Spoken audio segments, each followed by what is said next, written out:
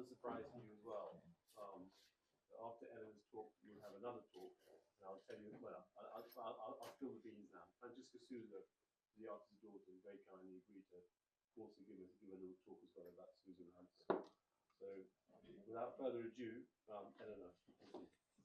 Thank you very much. Good evening, everyone. Can you hear me? Fantastic.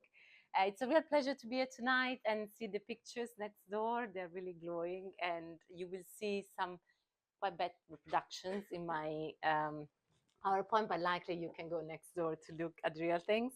What I would like to do this evening to speak for around 20 minutes or so about a quite specific theme in Souza's practice, the one of the nuclear theme pictures. This is a subject that has been already discussed in terms of the preoccupation with the post-nuclear moment among British artists. What I would like to do tonight is do something slightly more precise in a way about a very particular group of artists. You see the name here, Rick Bai, Gustav Metzger and Bruce Lacey, who alongside Souza exhibited at Gallery 1 in London between 1955 and 1963.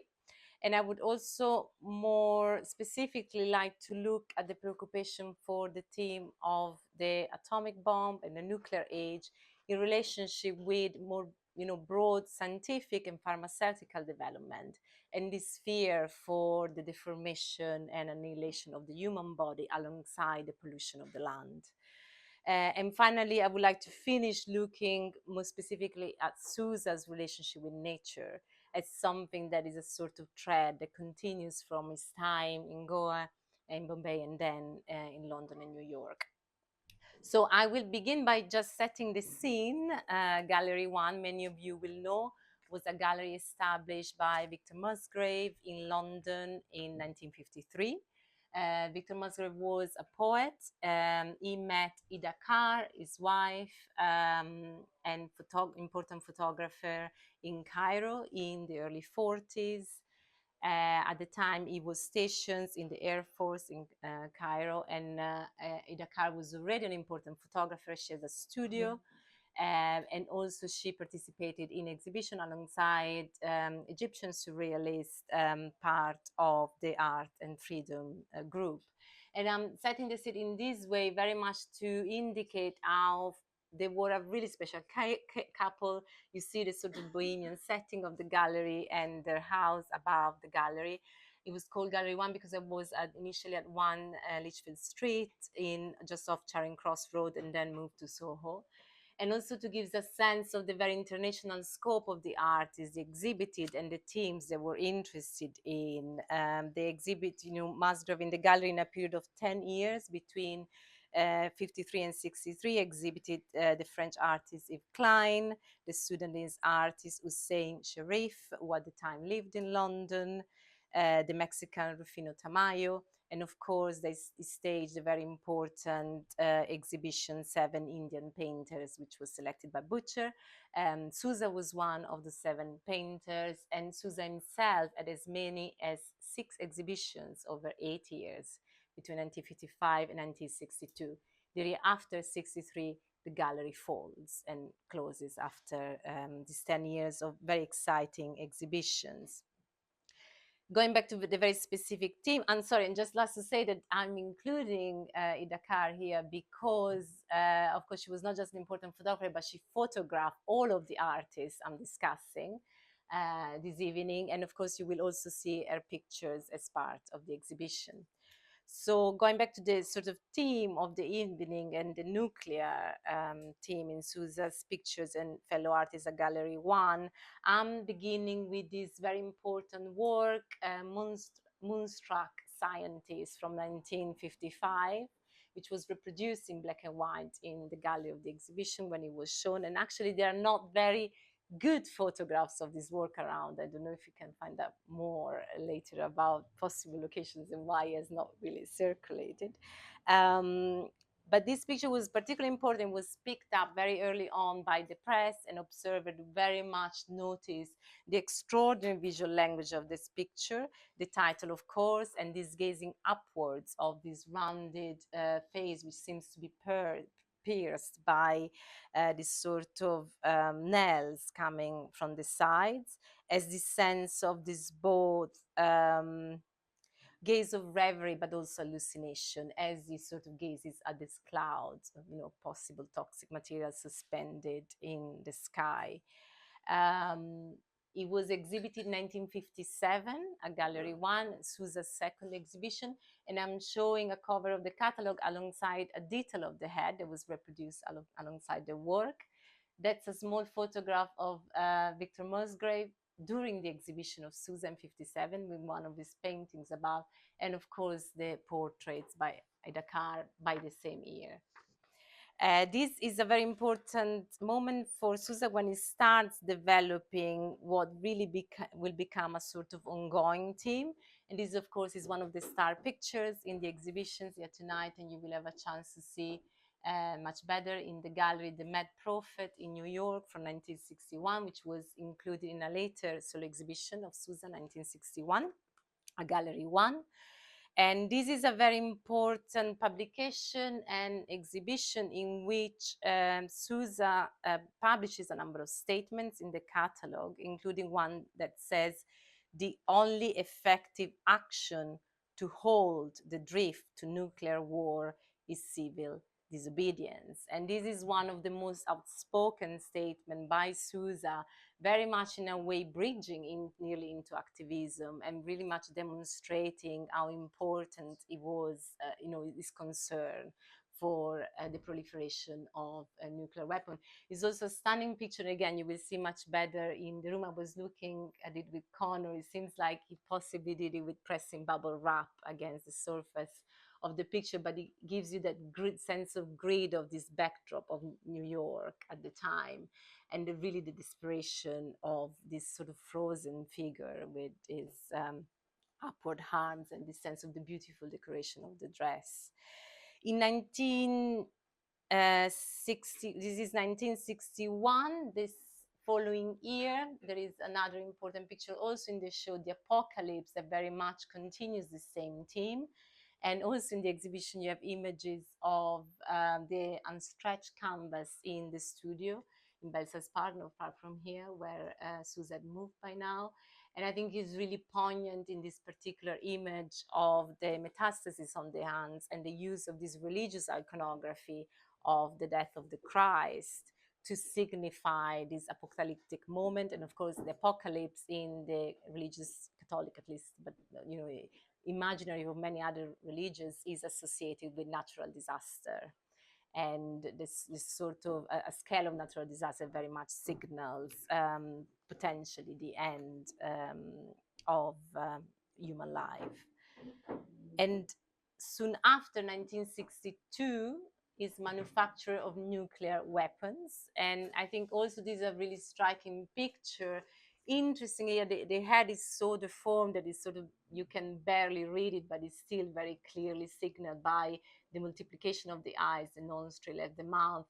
For me, also very interesting is this time the figure is wearing a fur coat, and is clearly a wealthy, quite pale businessman, the manufacturer of nuclear weapons, who becomes the subject of the work. And I think this is a very interesting moment. We see the transition already in the previous pictures in the exhibitions, where this deformation and multiplication of the eyes and of the human form very much to me seems to signal the sort of the generations of this, society that is driven by this unruly use of capital and science. There is this sense that these figures tend to begin to deform, lose their clarity, and also there is this aberration of the multiplications of their features and their eyes and so forth. Moving to the sort of context of the other artists Souza is working alongside, I'm showing you a catalogue of the cover of the exhibition of Enrico Bai, a Gallery 1 from 1957, alongside an image by Carr when he's finishing his work and installing in the gallery. Importantly, Bai was one of the founders of the Movimento Arte Nucleare, the nuclear movement in Italy. It was established between 51 and 52. And in this exhibition at Gallery 1, he showed his nuclear paintings, which he had first shown in Italy in the early 50s. This was an extremely interesting group of international artists that included the designer Cesare Gio, the fellow Italian painter Sergio D'Angelo, but also many other international artists, including Sue Eve Klein, what also shows in 57 at Gallery 1, and also Asbjørn Hjorn, one of the founders of the Cobra movement, so much that in 1953, Asbjørn Hjorn will write to by saying, I feel what you're doing with these nuclear pictures very much taking over the baton of what we wanted to achieve with Cobra and what we felt about the sort of issues that permeated human life and the relationship between art and science. And I'm showing these pictures because this was the journals that published Movimento Arte Nucleare published Gesture, which also features a cover by Wilfredo Lam. And I think what is really interesting about this group of artists we're discussing tonight is really how truly international the art scene already was at the time, and how these ideas, particularly about fears about from war to scientific developments, were really spreading not just on European level, but on a truly global level. And these are some of the pictures that Rico Bai made between 56 and the early 60s. Two children in the nuclear night. 56, of course, one of his most powerful pictures signaling this terror of the consequences of the nuclear age. And Fire, Fire, now in the Tate collection, which bridges into that sort of idea of both sort of depicting the fear for this development, but also the human that becomes humanoid, that is both deformed and becomes monstrous, which is a theme that we see all of those artists developed alongside one another.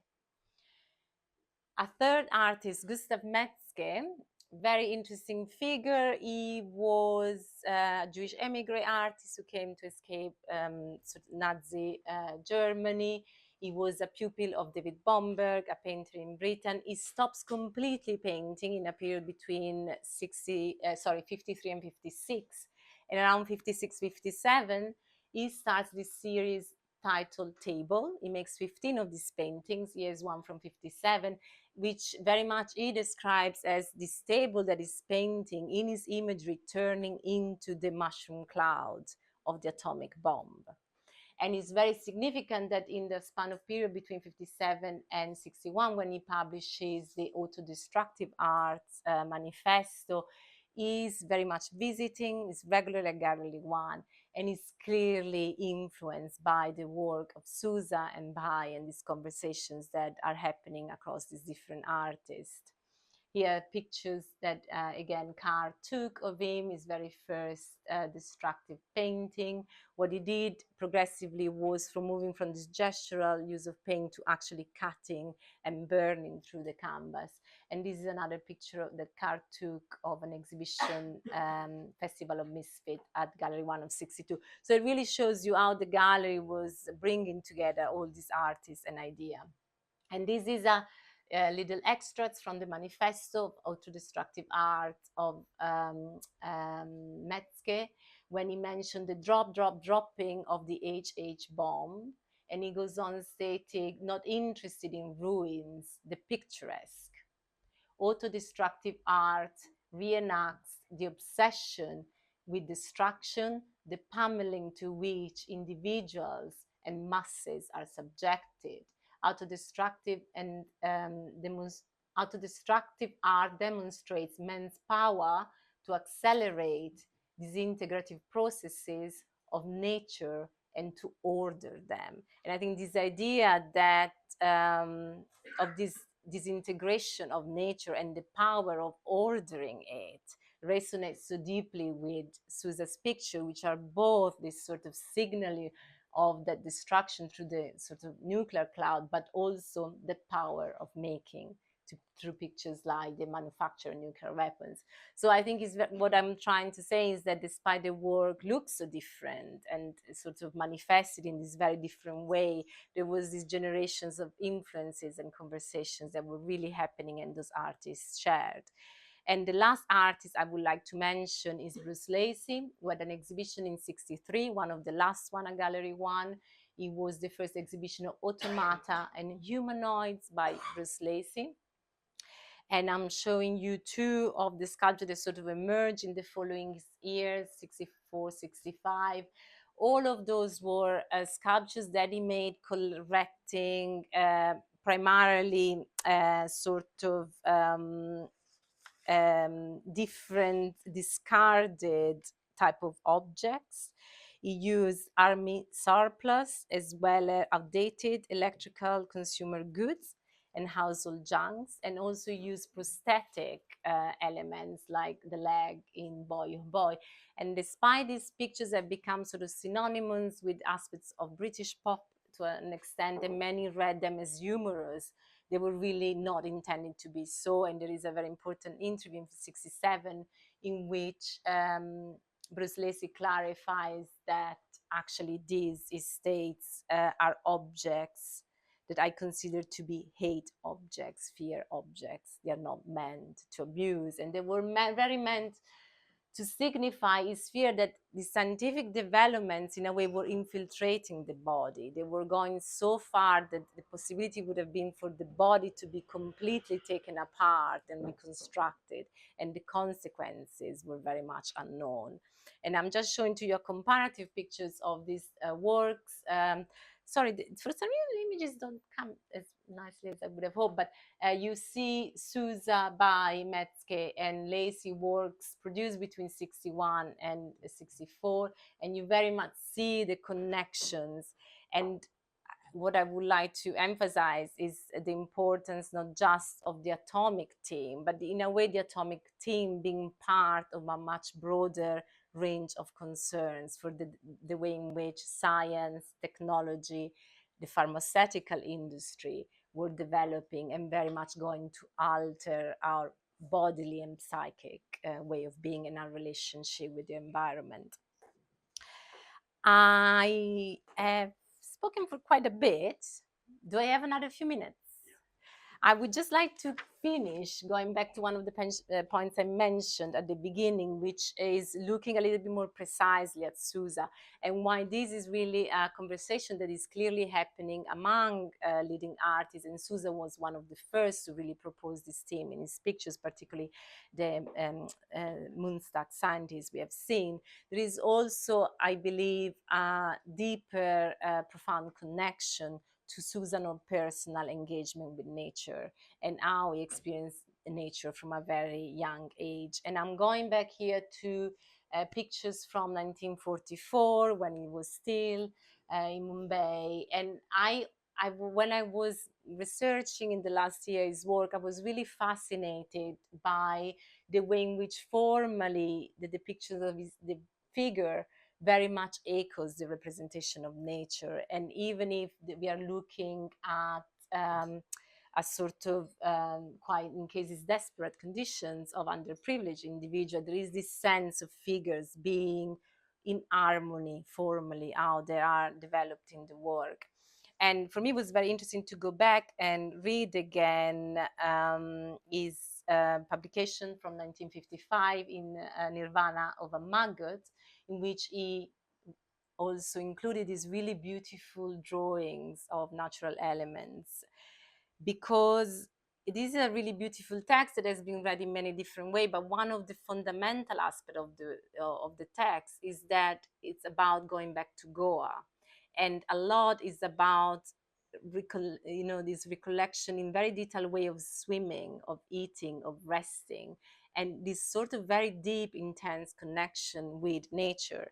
And some of the passages in Nirvana of the Maggot are really quite striking. It talks about the monstrous civilization spreading against this way in which he was experiencing nature.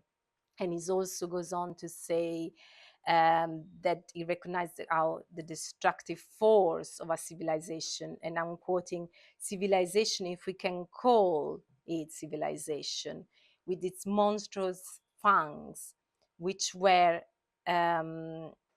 simply and surely sucking the life out of all of us. And this sort of enduring interest in the way this sort of energetic force of our relationship with nature is sort of dissipated, continues. And there are, I'm sure many of you knows, also been reading later texts he wrote into the 80s, texts that are now considered to be effectively not of great value because they're really deep, not scientific, as in the case of those in which he reflects on the theories of Sanford Redmond. But indeed, there is something really interesting in the way he describes nature as being the only principle that governs life, and also speaks about believing in Sanford's theories in terms of being fed on a system of energy exchange that constantly connect the body with the external world. I'm sort of situating Susan nuclear paintings as part of this sort of ongoing concern for nature and a sense of connection with nature, because I think it's very interesting to then look about these pictures, of course, as connecting to the nuclear team and his fears around scientific development, but also to read in terms of this sense of that energy exchange and communality between the individual and nature to be broken. And I think for me there is something really striking, for example, in the Mad Prophet, but also partially in the Apocalypse, of this sort of sense of this figure that is nearly charcoal, is burned, and these hands that to me look like that branches which are suspended. And I think these remain very powerful images that speak of this relationship with the scientific developments, nuclear weapons, but also effectively their representation of the moment of disconnection between man and his or her environment. And they really function as monitor for our present time in terms of that ongoing struggle. So yeah, thank you very much for listening, and I look forward to Francesca's speaking. Before we sort of do a little quick presentation to everybody, I'd like to draw attention to we've got a small show here in the gallery, and obviously the painting is there for everybody to see. I want to draw attention to one key painting, which is called The Young Ladies of Belsize Park. When Souza came to Britain in the 40s, late in 49, he wrote back to all the progressive artists saying, "I've just discovered Picasso. I've seen Picasso. There's much more to him than you've ever imagined. He's the alpha, he's amazing." And no doubt Picasso was a great influence on all artists of that generation. But Souza realized that Picasso was also a great sort of stealer, would take things from various artists. And in the famous painting of Demoiselle d'Avignon, he had taken from Cézanne, from the National Gallery, but also from tribal art and from various other sources. So Souza cottoned onto this, and so he, in 49, with the money from his mother, enrolled on a printing course, and did an etching. And in this etching, which is based upon the Demoiselle d'Avignon, he introduces Indian classical art, the yakshis and yantras. Because you see, that was his personal sort of revolution. It was against British rule. It was against the establishment, because he had been told by the Britishers that this art was the stuff of heathens. So this was a challenge to him.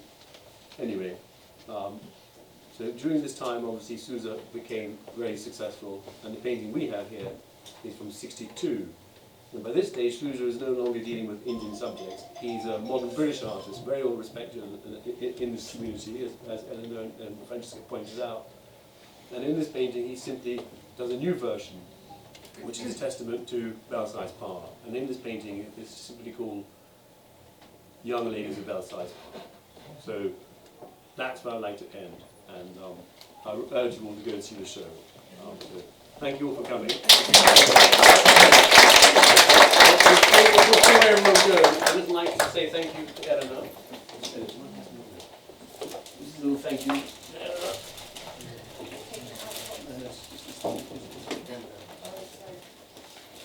thank you very much.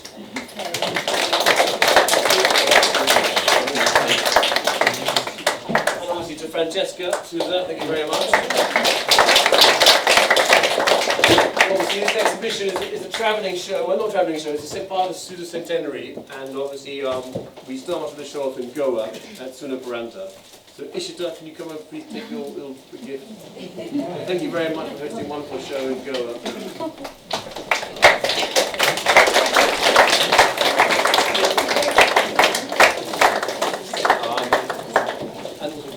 And also the next exhibition is going to be held by Saffron Art, who are also our partners. So is Minal there?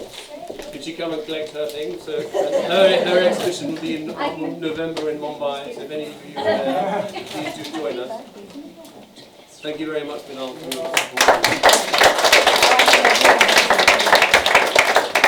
And also happy birthday for yesterday.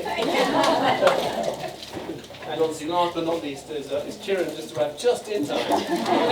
Pandya was waiting for your husband. Anyway, so thank you very much. Kiran will be doing a show in January, hopefully together in the Bikini House. But last but not least, can I ask Sanjay and Andrew and Watcher to come up, please? Andrew, just come.